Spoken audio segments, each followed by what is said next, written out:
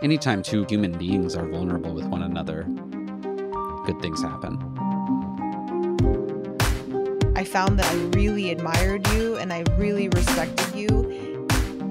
Yeah, I mean, I love being the Johnny of Johnny and Bailey. I'm glad to be associated with you. It makes me smile to think about. So this is like our third take now. It is our third take. It's not like our...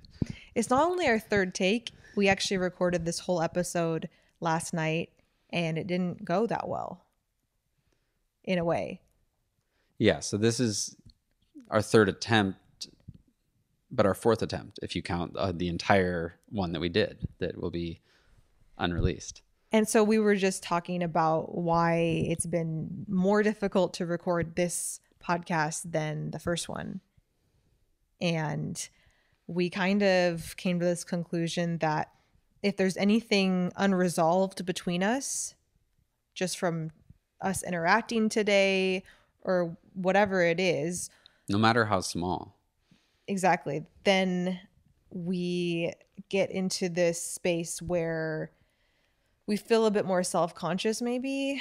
Yeah, I know for myself, I don't feel like what spontaneously comes out of me is gonna be good enough. Ultimately the fear is that you will be unhappy with it, and that I'll upset you, and that's ultimately, that as I've said, I am a person that is prone to codependent behavior. And so it's easy for me to constantly be scared that I am not basically measuring up to people's expectations of me. Yeah. And I end up being hyper vigilant and feel blocked in a way and don't feel free to just let be myself. And you sound blocked. And I think I pick up on that. And then I start to lose my track of what I'm saying. And then we both are kind of, our energy affects one another. Yeah. And if we're not fully on, then it's hard for us to get vulnerable and record something. Yeah. And the way it would go in the past is that I would project my fear and anxiety onto Bailey. I would then feel judged by her and would start to feel some amount of resentment. Whereas now, having sat with that story long enough and taken a look at it, I can realize in those moments that ultimately I'm the one that's just like, it means nothing about you. That's just me projecting my insecurity onto you. And I have said before that as a general rule, any conflict in relationship is the result of one or both people's insecurity. Yeah. And the reason that I've had the time now to work out this issue with you is that we have been together for almost 10 years now. And that is the result of the fact that we are married, which leads us into the topic. Yes. What we want to talk about right now, which is commitment. Yeah. And why do we do this to ourselves? Why do we get committed? Why do we do this to ourselves? Well, really, I mean, people it's not the only way to go about a relationship, but it is an option. And for Johnny and I, we grew up in Christian environments, and that basically monogamy was the only option for us, or celibacy. Monogamy or celibacy were our options. And so we're going to very few people in the church actually encourage celibacy. Yeah, that doesn't actually happen that often. But the thing is, it was normal for us to want to get married and be monogamous. That was just the norm. It was the default. And we're still monogamous, and we still feel like that's what we want. So we still are. And there's a lot of other ways you can have a relationship, but we will be speaking to monogamy because that is our relationship we have with each other. And I'm sure some of these things could relate to other relationships, but I just wouldn't know. Oh, I would imagine. Yeah, a lot of the things that are helpful in a marriage are helpful in relations with people in general. Truth. A lot of crossover skills. So why were we talking about this? You had a friend. Oh yeah, I was surfing with a buddy, and we were on our way home, and I was asking him about his girlfriend, and I think I asked him whether he had any interest in getting married, and so that led us to talking about how he would even be able to wrap his mind around wanting to commit to somebody. Like you said, why do we do this to ourselves? So I think he was having a tough time even thinking about how he might go about making that decision. And so I was basically giving him my take. And so this is the long answer. This is the long answer, basically, to that question. Yeah. Why commitment? Why do we choose that? And also, how do we know when we are ready to commit to someone, and how do we know that that person is the right person to commit to? So we'll be talking a little bit about those aspects as well. Why I got into a committed relationship is a lot different than the reasons I remain in a committed relationship. Okay. So what are those things? Well, the benefits have been, innumerable. To me, it's a super nice arrangement. It's nice, just on a practical level, it's really nice to have someone around all the time. As long as we're being vulnerable with each other, there's really no loneliness. Yeah. That is the rule, though, is that we have to continue being vulnerable with each other. Because it is very possible to be around somebody all the time, but still feel very lonely. I mean, to be fair, in our relationship, we have the opposite problem. Yes. We are around each other a lot because we're self-employed, and I would like to be lonely more often. Yeah, lately we've been trying to spend more time apart. Yes. Because one of the other challenges of having a codependent, historically codependent husband. But I was going to say another reason we're spending more time apart is because you could say one of the drawbacks of commitment would be a lack of novelty.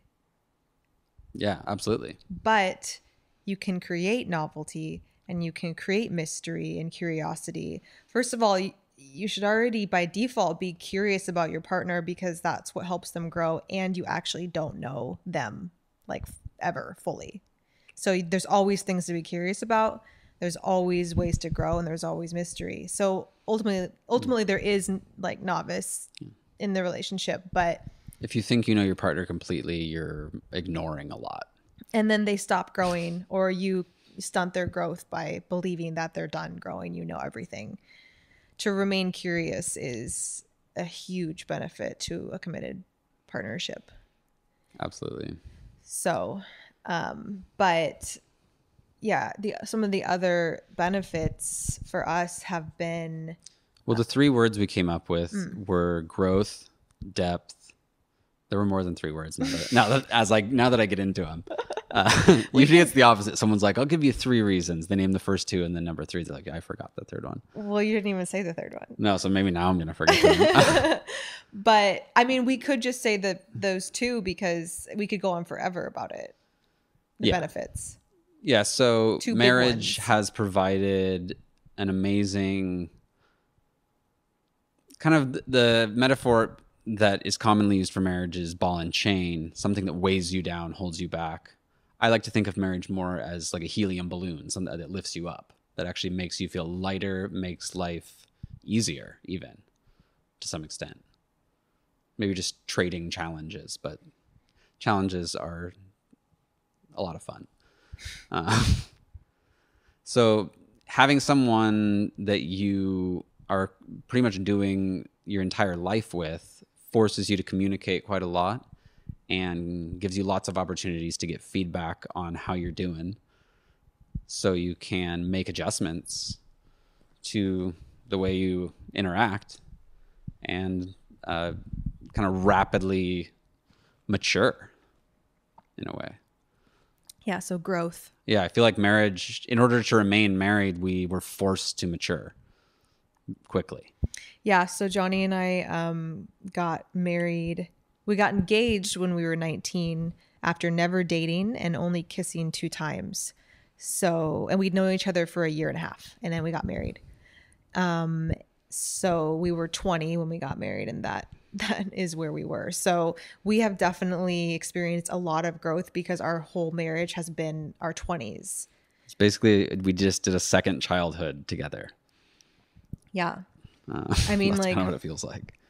So it's crazy because a lot of changes happen in your 20s, and for us to remain married through that has been crazy. And there's been so much growth and so much depth in our commitment. And I'm happy about it. Yeah, depth was the second word that we had come up with.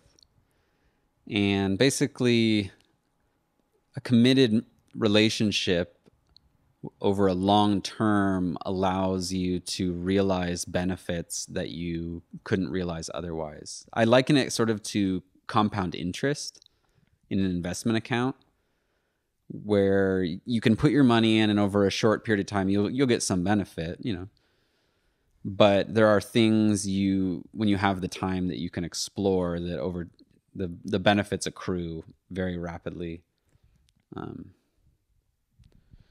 Or there's just things that you can only really explore when you've been with somebody for 20 years. And those are things that we have yet to explore. Yeah. So, I mean, we're only getting, I say only, but we are having our 10-year anniversary next year. And if we would have stopped at year 6, man, so many gifts have come in the last couple years that I would have never seen, and it's not to say that there was any time where I thought about leaving our relationship, but I have seen other friends who almost left their relationships after 6 or 7 years, only to come back and just find the most incredible relationship there for them, as they continued diving deep and removing their blocks and triggers and all the things that we will talk about in future episodes. But there really is a beauty to a long-term committed relationship that you just can't experience in any other situation. I think it's a very unique relationship. It's yet another way that relationships are like gardens. The older the garden, the better, generally. Because gardens, just if they're well tended, so there's the key. Exactly it. So the old well tended gardens, that's one of our favorite things to do when we've been able to travel, is go to botanical gardens. Always so nice.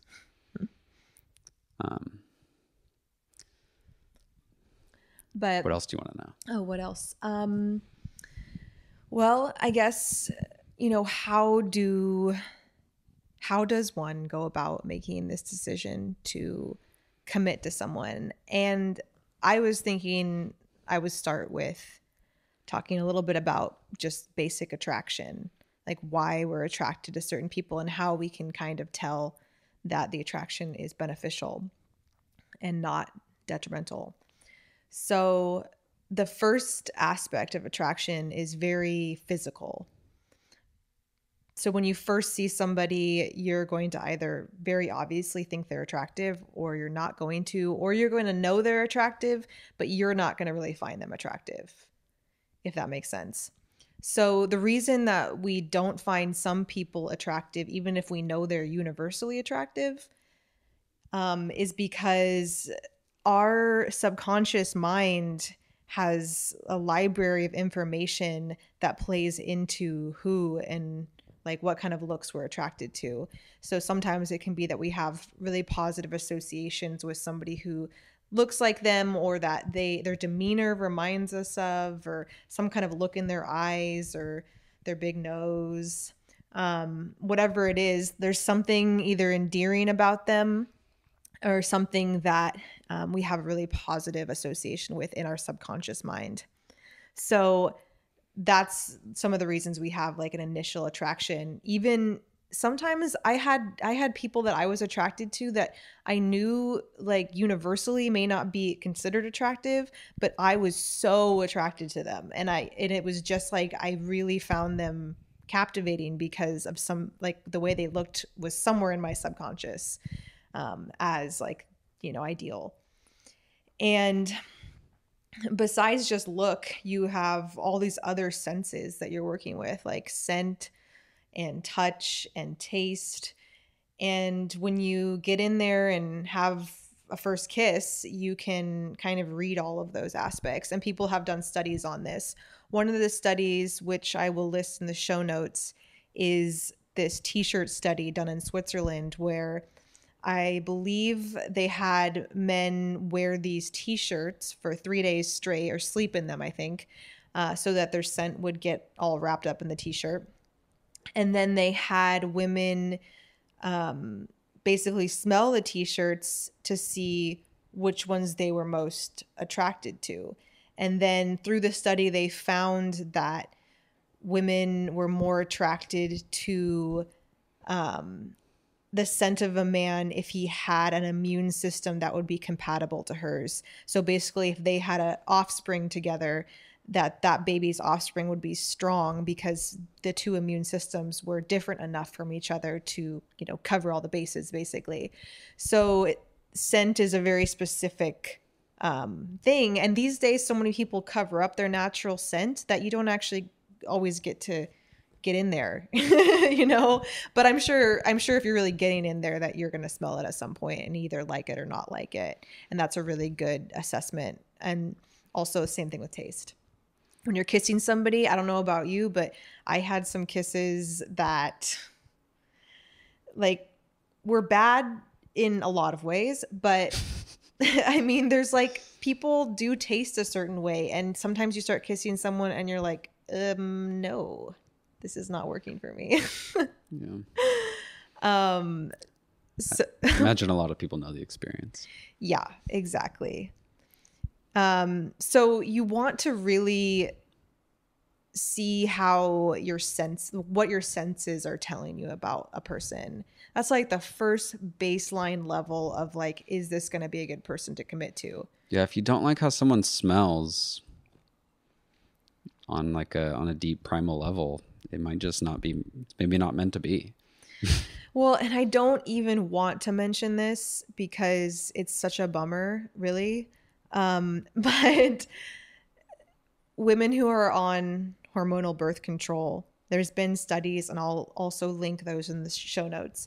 There have been studies that when a woman is on birth control, because of how it affects her hormones in her body and how it makes her body, think she's pregnant.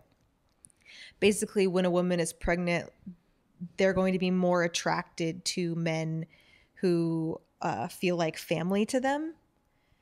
And then when they're not pregnant, they're going to feel more attracted to the people, like in the t-shirt study, where the immune systems are different. And so basically, there's been things that say when a woman goes off birth control, she might not be as attracted to her partner anymore.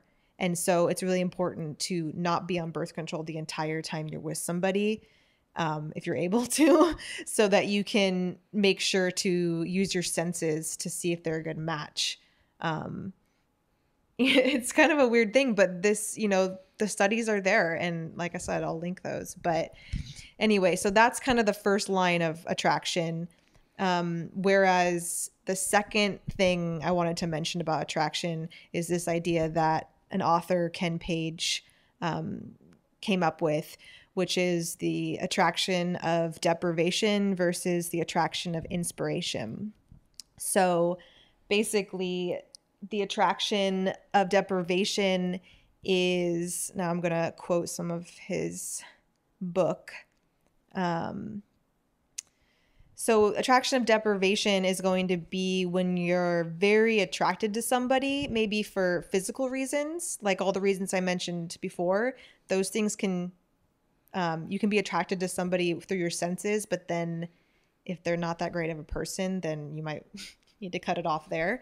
So these kinds of people are those hot, exciting, kind of romantic attractions that kind of only scratch an itch but don't really feed a real need in you.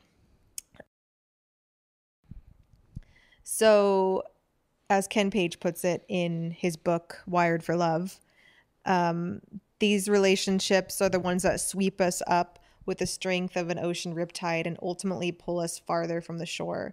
They take us away from our true self. They leave us disoriented and unsure of ourselves. And this is the key point right here. In these relationships, we will always feel like we have to do something to win our partner's love. We will constantly be worrying that we've done the wrong thing, said the wrong thing, or that we need to hide parts of ourselves to be accepted. These relationships can trigger a sense of need and longing that robs us of our sense of balance. In some essential way, they leave us feeling inadequate. So I don't know about you, but I definitely remember having relationships where I felt that way. I didn't have enough relationships to ever find myself in that position, but yeah, well, you didn't have long relationships before we got married. No, 1 month was the max. Yeah, I at least had like almost a year-long relationship before you. But we were 18 and 17 at the time. Maybe you could speak to your own experience with attraction and basically just sit here and tell me why you were attracted to me. You don't have to go into the specifics, but sort of try to, maybe you could draw out some of the principles or the pattern, if you will. Well, okay, so let me read about what Ken Page says about attraction of inspiration, and that will help me lead into yes how I feel about you. You should get there first. Sorry. So he says, in these relationships, our challenge is to accept our partner's caring, not win it. Our partners might challenge us to be better, but they ultimately love us for who we are. These relationships often grow slowly and are fueled by a sense of well-being, not by an unstable roller coaster like the attraction of deprivation. They get richer and deeper over time. We must look for someone who expands us with their love and support. These relationships allow us to expand to a size we could never achieve alone. So attraction of inspiration can look really different than what we're used to, especially if we're used to kind of the chase. If someone's really kind and a good person and really respectable and really into us, then that can kind of be a turnoff for some people, like maybe me. I mean, that was an issue in our relationship at the beginning because you were so devoted to Christianity that you didn't think we should have a physical relationship before marriage. So basically, I didn't feel as attracted to you as I did to other people because I think if you're not physical with someone, it's kind of hard to be really attracted to them. And also, our relationship built really slowly. It sounds like it happened fast to everybody else probably, but overall, like, we've been building into our marriage, you know, so it's continued. But we probably did a lot of what most people would do before marriage. We just did after marriage. Yeah. But I guess for us, that's, for me at least, that's the commitment gave me the freedom to put in all that effort. Exactly. Yeah. So I wasn't, I guess, prone to investing that amount of energy in something unless I knew it was going to last. And so I didn't even, that's why I never got past a month with anyone else. Yeah. You wanted that. Even people I really liked. It just. Well, so I guess with, you know, because we didn't have a lot of physical relationship, although when we did, I feel like my senses were telling me that you were a good match. And even though we had that attraction of inspiration, which felt a lot less intense than my previous relationships where I was having the attraction of deprivation, you know, when you asked me to marry you, which you did after, you know, a year of knowing each other and never dating and kissing 2 times, you asked me to marry you at that point. And that was weird. But I obviously said yes. But the way I decided to say yes, the way I decided to commit to you was through a few other avenues besides those ones I just mentioned. So the other ways I decided was I took some time to really journal about Johnny. I wrote probably 20 some pages, just free write. And for those of you that don't know what a free write is, it's basically when you just write without stopping and without thinking, and you allow your subconscious to basically speak. You can get a lot of answers that way. And so I encourage people making big decisions like that to do a free write and be bluntly, brutally honest with yourself about what you're deciding on. So I did that. And after reading that back to myself, I was like, wow, this really is a good thing. And the second thing I did was I created a intake form about Johnny that I gave to all my closest friends, the people that I respected the most and the people that had seen Johnny and I interacting. And I asked them to basically give their thoughts on our relationship and what kind of guy Johnny was. And everybody said amazing things on their intakes. So I did that. And then the third thing was we went to marriage or like premarital counseling and basically had our counselor cut our sessions short because he felt like we were ready, which was a shock to me. So I had those 3 things to kind of help guide me in making that commitment. I didn't do any of that stuff. I did the premarital counseling. Yeah, you did. And I probably did some writing about it, actually. I mean, we were hardcore Christian at the time, and we probably both were praying about it and seeking God's counsel. Definitely was doing that. One thing I wanted to add is that you can only attract, you will only attract people who love themselves as much as you do. Yeah, like health attracts like health in all ways. Yeah. And the most attractive people are people that love themselves. Yeah. And people who love themselves are able to love more openly and freely with less inhibition. Oh, there's so much. Yeah. When you love yourself, you're so much easier to be around. Yeah. We like to be around people that love themselves. Yeah. So, I mean. So if you're not attracting people that, if you're not attracting the type of person that you want to be attracting, I mean, aside from the possibility that you're just not meeting them, perhaps you're only attracting people that love themselves as much as you do. It's a good mirror. Yeah, well, it could be. But what are the, main things to look for in another person that you would commit to? Because we've talked about willingness is one of them. Yeah, that could sound a little odd because you shouldn't just marry the first willing person you find. Obviously, if you're going to marry someone, they need to be willing to marry you. But by willingness, that was what I told our marriage counselor when he asked why I wanted to marry you. I said, well, Bailey's willing. But I offered this explanation that I could see down a road that led off into the fog. Basically, I didn't know where this road was headed, but I could sense that you were willing to go down that road with me. That basically we were agreeing to go on an adventure together. And I knew to some extent the nature of the adventures that I wanted to go on, and I needed to feel confident that you would be willing to go on that same type of it, or the same level of adventure.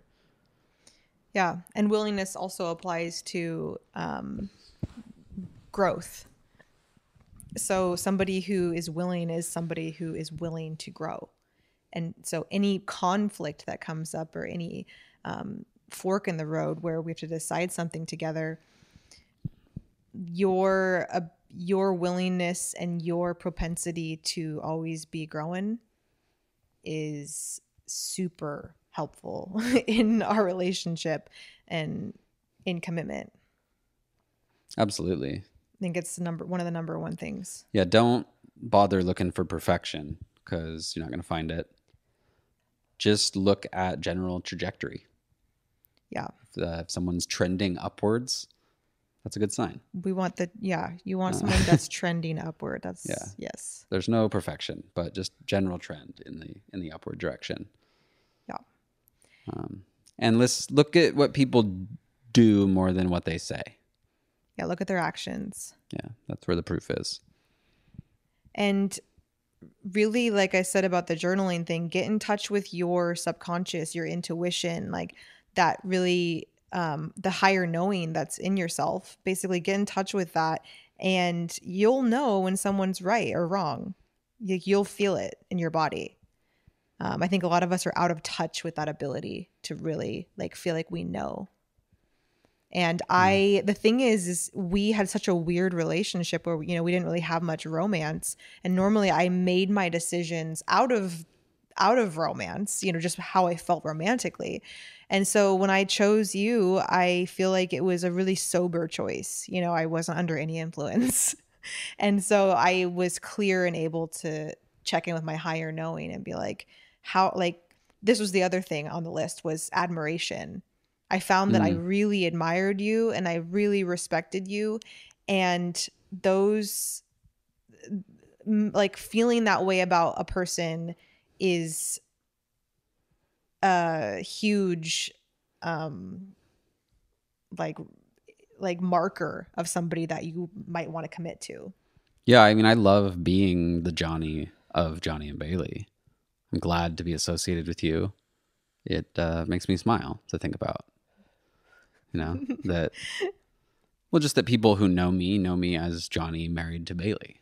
Yeah, you definitely want to be associated with the person. Yeah, they become kind of part of your identity in a way. Yeah. Like I always tell Johnny, when I first met him, just by first look, he was already somebody I wanted to pull into my identity, because he was like a skater boy and he dressed like in secondhand clothing and he was just kind of cute and quirky. And I always make the joke that I've never skateboarded, but I'm basically skater bait. So I dress in order to, catch a skater, and I caught one. I caught my skater. And so basically, is this person someone that you really want to associate yourself with? Like, are you proud to have them alongside of you? I mean, that should be a really basic one, but it goes without saying, but I'll say it anyway. Don't get married out of desperation.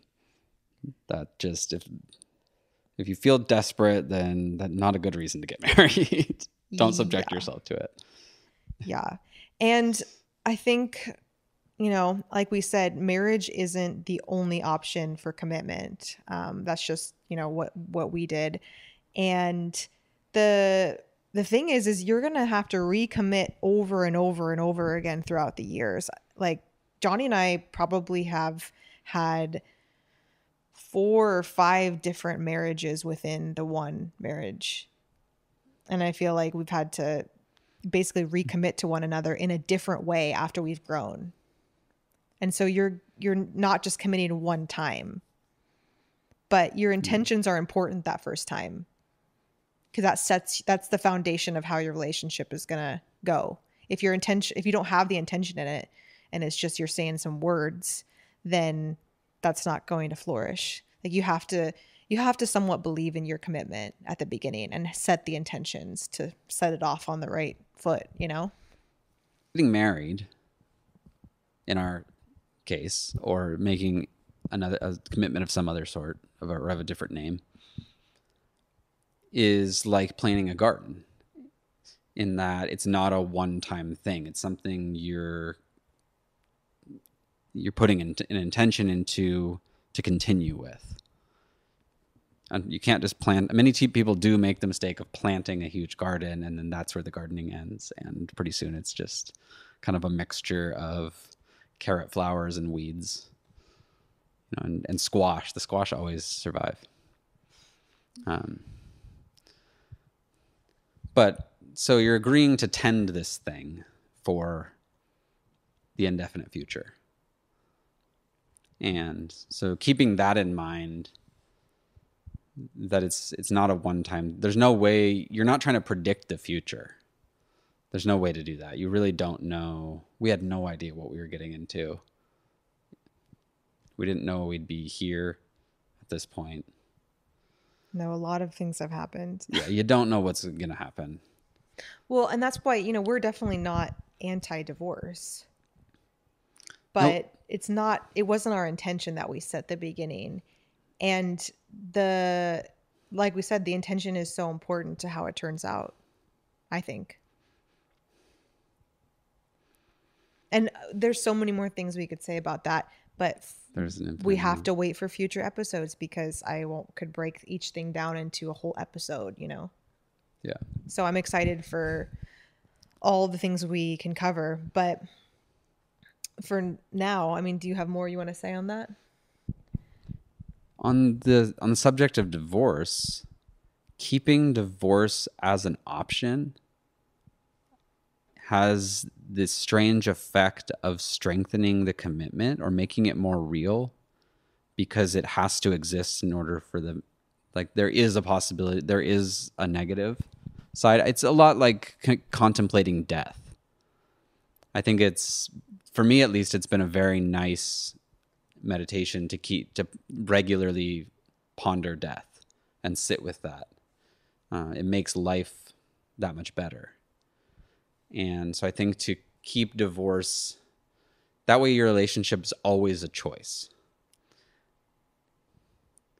And so it's deciding every single day to be in the marriage. Because it's possible to stay married technically and actually break the commitment to the relationship. And the difference is what I called static commitment versus dynamic commitment. And the static commitment is more a commitment to a living arrangement, basically. It's a one-time decision. Okay, we'll do this, and that's it. And a lot of people stay in relationships that are basically dead just because they don't believe in divorce. And those relationships could certainly be revived. As long as both people are willing to be vulnerable and grow, any relationship can work and even thrive. Anytime two human beings are vulnerable with one another, good things happen. There has to be trust in place in order for us to feel safe being vulnerable. And that's another excellent question that I would encourage people to ask in deciding whether they want to commit to somebody is do I trust this person? And another good question is, am I a trustworthy person?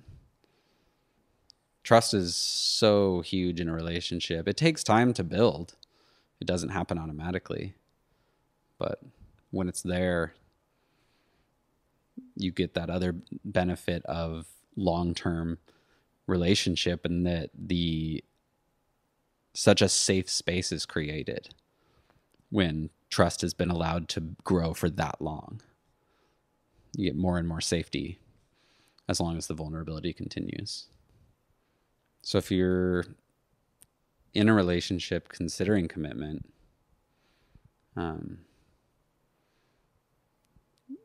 remember you can't predict the future. You don't know what's going to happen. You're deciding to go on an adventure that's going to be full of unknowns, challenges, unforeseen obstacles, all manner of things. And if it sounds like fun to go on that adventure with that particular person, as long as you're willing to be vulnerable and keep growing, you'll be fine. Heck yeah. So don't overthink it, but don't underthink it. Yep. Think it. And if you have any questions regarding commitment that we didn't answer, feel free to send us those. Yeah, I'd be super interested to hear people's questions. Where can they send them to us? That's an excellent question. We're just getting this podcast set up, so we don't even have an email. You can direct message Bailey on Instagram. Yes, we do have a Torches Together podcast Instagram. So at Torches Together podcast on Instagram, you can send me a direct message that way with any questions. Or you can go to johnnyandbailey.com and probably find a way. There's a contact form. You could probably find it easier than I could at this point. So yes. We are technology challenged in some ways, but we also figured out how to do this. So we're good. We just learned the bare minimum. Yep. So. All right, guys. Well, until next time, keep kicking ass.